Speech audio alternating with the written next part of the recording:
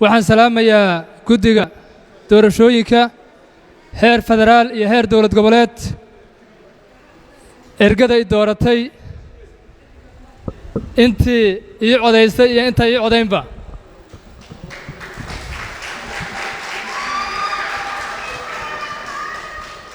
waxaan leeyahay waa mahadsantihiin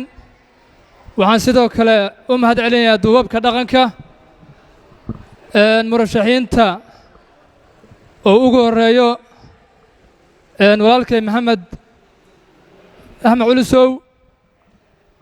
iyo dhammaan waxaan kaloo mahad celinayaa xilmaan hadal kuma jiro ciidamada amniga iyo bahda saxaafadda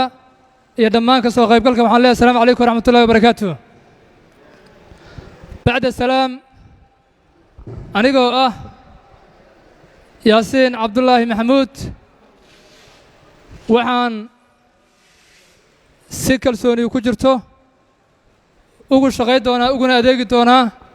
kursigan hoob 67 ergada i dooratay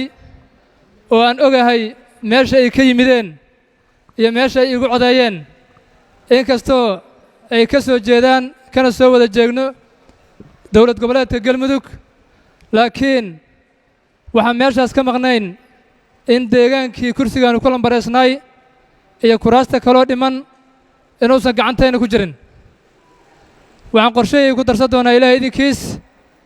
lana kaashan doonaa dowlad goboleedka galmudug iyo dowladda federaalka in deegaankaasu uu xur noqdo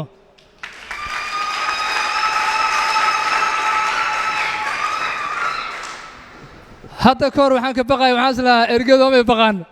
haddaad tiraa deegaanka idin xoreeya hallay doorto laakiin hadda kalsooni badanaan ku qabaa waxaan ilaahay ka rajaynayaa inuu ilaahay ii fududeeyo aniga inta ila midka ah ee igala soo jeedo deegaankaas aan xurta ahayn inaan waqti badan gelinno sidii loo xurey lahay deegaankaas 4 sano kadibna aan uga soo geli lahayn doorashada